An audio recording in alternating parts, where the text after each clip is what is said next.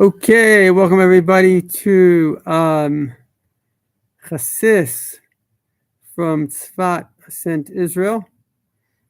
And today's topic is a very important topic. I try to choose the most important topic that I could share. And today I decided to talk about how do we bring Mashiach?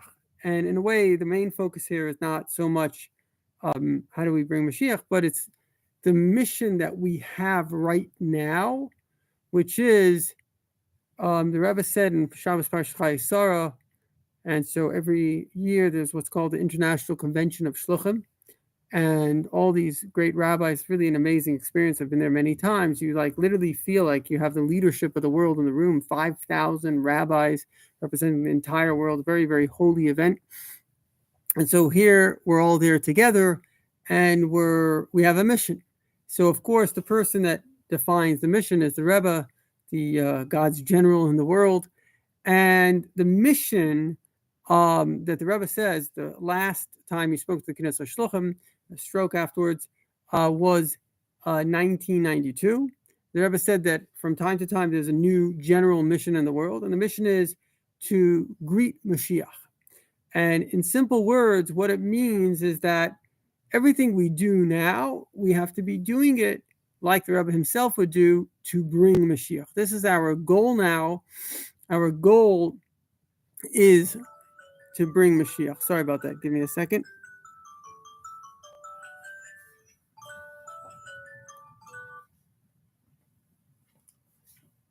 So I heard there was a time that the Rebbe was very passionate about people doing things to bring Mashiach. And people said, okay, so what do we have to do? So the Rebbe said, like, what's the question? You have to do Torah mitzvahs. That's what you have to do. So in other words, what's going on here is that things in a way, and this is kind of the most important idea in life, is that life gets upgraded all the time. You know, all of life is not, in a certain sense, I know it's a little bit of a weird thing to say, but life is not real. You know, life is the consciousness that we have, and that is what life is. It's our human consciousness. If you weren't conscious, then it like kind of doesn't matter. You're not you anymore. And now the consciousness, if you think about the consciousness, where are you conscious? You know, so you can say, well, I'm conscious over here, but your consciousness is not over here. Baal Shem Tov says, wherever you think you are, or whatever you desire is where you are. So if I'm right here, but I'm thinking about, I don't know, my trip to, I don't know, Hawaii. So at that moment, I'm in my trip to Hawaii, because really our consciousness is not a physical thing. It's much more based on desire. If a person, God forbid, let's say had no desires, maybe they were depressed and they're just lying down, they had no desires. Where are they? Well, they're kind of just nowhere. But if I'm thinking about, I don't know, my daughter right now, she's in New York, and I think about her, where am I? I'm with my daughter in New York. You can have two people and they're like standing this close together, but they're actually facing away from each other. So where are they? Well, they're not together. Then you can have two people and they're quite far away, but they're looking at each other and their hearts are together. So we are much more about where we are emotionally than where we are physically, because what makes a person is their emotions and their desires. And so where the person is on that level is where they actually are. And as a Jewish person, we have to understand that every generation we have a mission. And the mission of our generation is to bring about the state of Mashiach. So what exactly is the state of Mashiach? And once you know what it is, you can bring it about. And so what the state of Mashiach is, it is basically a consciousness shift where we don't look at the world in the way that we're looking at it now. Because when I look at the world now, even if you see me, you know, you see a physical being, got my little hat on and my jacket on, I'm in a library. So what you're actually seeing is not what it really is. What you are seeing is physical matter, but we know that everything is really spiritual matter. It's energy that's just been constructed, that's been, you know, what we call in Kabbalah Tzimtzum has been contracted down to you seeing it as a physical matter. But once you understand, know that everything is spirit. The spirit is everything. God is one, and he created a time-space universe, and we exist, and we actually, our soul is actually God. So who are we really? We are God, not realizing that we're God, in order to manifest something in a weird kind of way, even greater than God. Now, what can be greater than God? Rabbi Yossi Jacobson says from Kabbalah that one of the secrets of life is Shema Yisrael Adonai Eloheinu Adonai Echad. Hear, O Israel, the Lord is our God, the Lord is one. Which really, if you think about it, why do we say the Lord is one? Doesn't make sense. You say the Lord is only, because the true definition of Shema is the mitzvah of what's called Achdus Hashem, that there's one God and that everything is really part of God. And if that's the case, don't say there's one, God is one. Say God is only. He's the only being. In fact, there's a translation in a siddur, they say God is the one and only. But that's not what it says. It says God is one. So the famous interpretation is that one is Aleph, Ches, Dalet. Aleph represents the one God. Ches is the seven heavens and earth. And Dalet is the four corners of earth, or the four directions. Now, think about this. This is a very, very critical idea. That God is an entity, or God is one, means that all these separate things that exist are all part of his oneness. So if you say everything is nothing and is all God, then you take away the creation that he made. He made it for a purpose. So the deeper idea is that I can exist and you can exist and everything can exist and we can be independent. And at the same time, we can be part of the oneness. We are part and parcel of the goal, part and parcel of his direction in life. So when I understand that I am a unique creation of Hashem, and there's something called upon me, I like to say, if you want to know who your identity is, people very much into identities these days.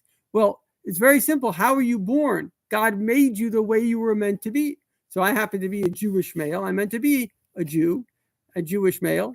Now, also life circumstances created that, thank God I'm a rabbi. I'm meant to be a rabbi. So there are many things that we can know from simply our birth of who we are and what we're meant to do. And that's the role that we have to play. In fact, the world, there is 4 dimensions of, earth, the physical matter, there's vegetation, things that grow, there's the animal kingdom, things that live. Growth also lives, but things that move and live. And then there's the human being, the medaber, the speaker, the thinker, the highest level. Now, a plant, by the way, has consciousness. They are alive with a consciousness. But the plant can only be happy if it's happy being a plant. The plant looks around and he sees, a little bug or a little fly that's flying around. And he says, I wish I was a fly. So it won't be happy. But if the plant says, listen, I give oxygen to the world, maybe I give food to the world, the plant can be happy with itself. And the same thing is with each and every one of us. Many people are suffering from depression. Depression usually 80% of the time is from anxiety. And anxiety most of the time is when there's a disconnect between your behavior and your actual desires.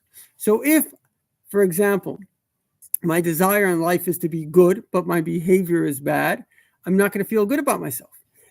If my desire in life and my behavior is aligned, and in fact, we all have 2 types of desires, because we have a godly soul, which is all good, and then we may have an animal soul, which has, let's say, pain, pleasure-based instincts. But in the end of the day, because we intrinsically are God, intrinsically are good, we can only feel good if what we're doing is good. I like to say when people ask, how should I be happy? I said, being happy is very simple. If you do good, you feel good. If you do bad, you feel bad. Why is that? An animal doesn't have that kind of equation, because we have a godly soul. And the godly soul is going to feel good or feel bad based on if we do good or we do bad. And so it's really not complicated. If you're connecting to God, your godly soul is going to feel good. you're doing good to people, your godly soul's going to feel good. You're going to feel good. If you're disconnecting, you're going to feel bad. And that's the way it is. And one of the great pains that people really have in life is a pain of disconnection. We don't feel connected. We don't feel like we belong. And that's a very, very painful thing. So if we just understand 2 points, we can literally change our lives in an amazing way.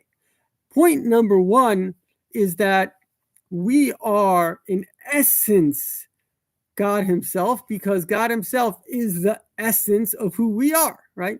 Most famous equation of Aristotle is, if A is B and B is C, then C is A. So if my soul is in essence God, and I am in essence my soul, then I am in essence God. However, I have to align that with my behavior. So the behavior part of me is a challenge. Why? The best example for this is food. We all know for sure we have to eat healthy, and eating healthy is so important. 70% of major illnesses are preventable through eating healthy, mainly through fibrous foods. But why don't I eat healthy all the time? Well, it's quite simple. I like sugar. I remember going to a lecture that a doctor gave, and the doctor said, I am a sugar addict. We're all addicted to sugar. That's what we are. We're sugar addicts. But if my behavior will match up to my desire, which is to eat healthy, then I will feel good, even though I don't get that immediate sugar high. But the part of me that feels good is a part of me that's deeper, that feels proud of myself for doing good. But if I am the kind of person that is always failing, it says, the wicked are filled with remorse, I'm always going to feel bad about myself. And if I'm feeling bad about myself, I'm not feeling good about it myself. And if I'm feeling lousy, I'm not feeling happy. So number 1, the most important thing to do is to realize who we are and what we have to do. Who am I? I am the spirit that created heaven and earth. That is who I am. That spirit, as it says, God breathed into his nostrils the breath of life. And our sages teach us, says, I think in Kabbalah, man de nafach mitoiche nafach. He who breathes, I can speak for hours and hours. I won't get tired. Why? Because I'm not taking it from the essence of myself. But if I breathe deep, how many times can you do that? 10, 20 max. Why? Because you're giving your essence. You can actually resuscitate a person with that breath. It's the breath of life. It's the essence. So when we say that God breathed in his nostrils a breath of life, we say God gave himself into us. God is in you. God is united with your soul. And that's who I am. And number 2, if I become godly in my behavior, then I will feel good because my essence and my behavior matches up. And this is a very, very important secret. Most of our anxieties, like we said before, is because there's a misalignment between my behaviors and my anxiety. And once we align the 2, then we feel one and we feel whole. And in fact, we can feel whole with God and whole with the world.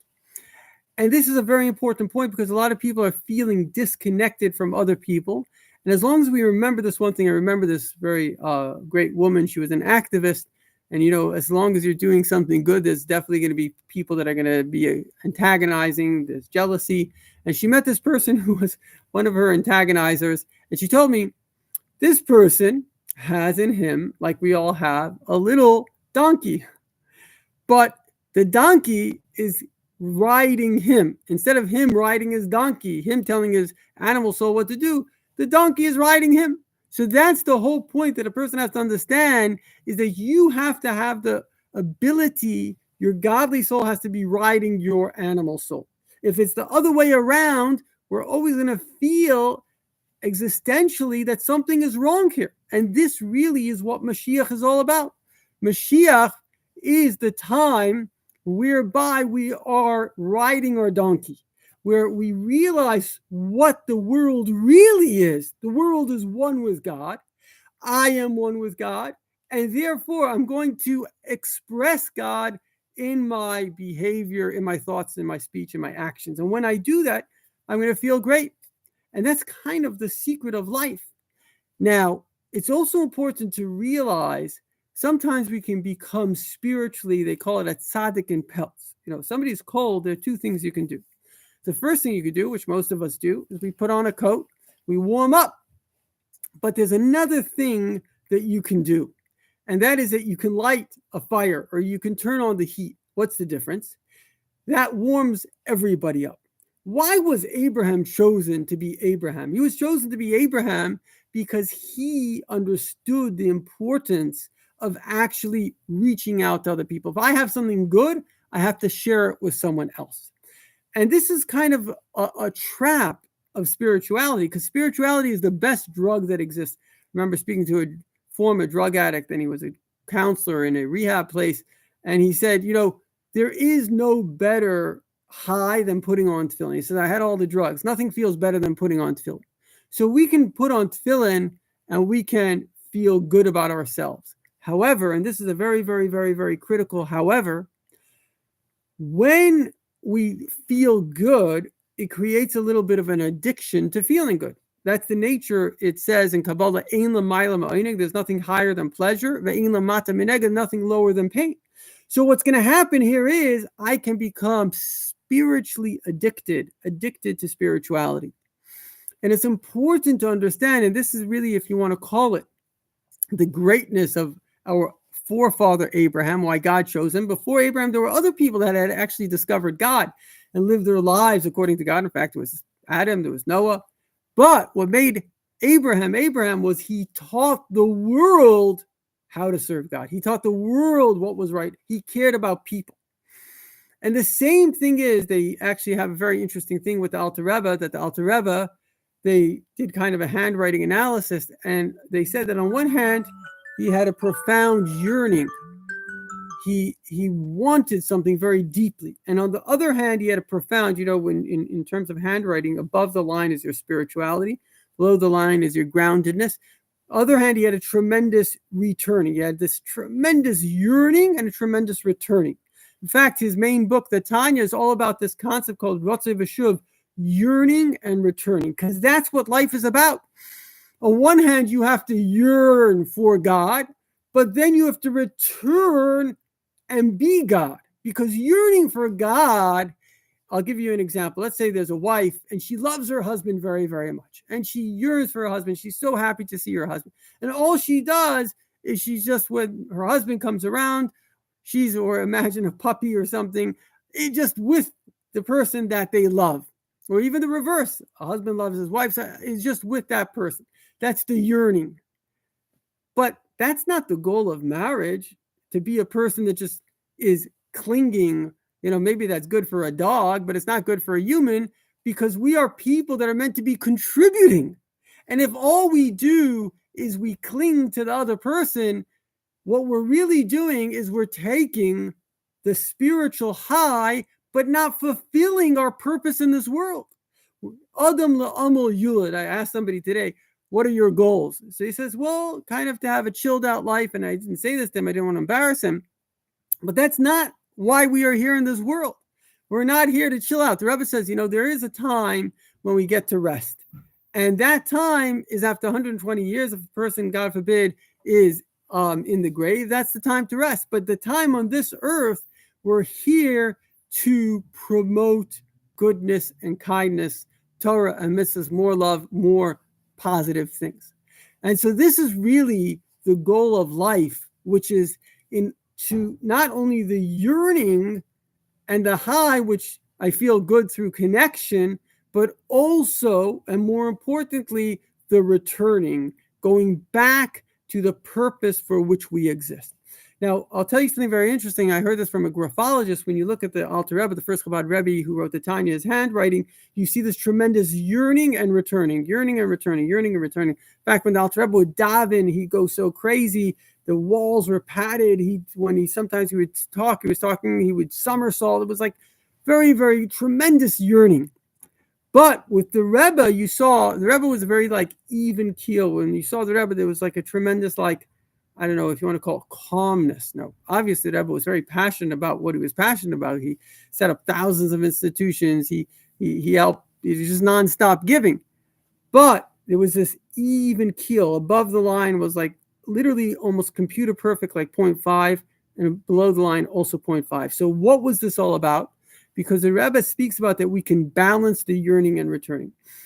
a person can live, and this is the ultimate goal of humanity, whereby the identity that I have and the knowledge that I have, that we're really Hashem, and Hashem should help us understand that, because the nature of a human being is to see themselves as a separate entity. But once we come to this place where we actually understand, no, this is really God giving life in this body. It's not, the body doesn't exist independent of itself. I once spoke to these nursery kids, and I said to them, wanted to give them this example. I said, you're all alive. Are you plugged in? Where's the plug? I don't see a plug. So the plug is your soul. But where does the soul have energy from? You can't have a living thing that doesn't have a source. It comes from Hashem. So God is within each and every one of us, and He is the life force of all of us.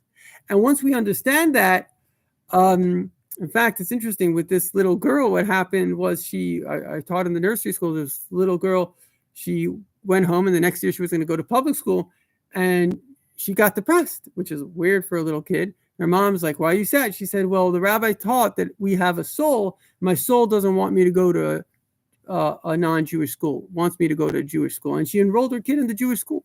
So just recognizing that we do have God in us, and that is the core of our true existence, and it's the core of all existence, really. So that allows us to become that. That's why the dark side wants people to identify a sexual identity or Darwinian, kind of evolutionary ape, because it basically says, if I'm just an ape or I'm just this, then that's how I can behave. But no, that's not who you are. You're really God, and therefore you behave as God would behave if God were right here, right now, which obviously would be to do the next best thing, right? That's what God would do. He would do the next best thing. He asked Chassid, what was your Rebbe most into, your master? He said, whatever he was doing. Whatever you're doing, we should be fully doing the next best thing, the full presence of mind and heart and soul to do that thing.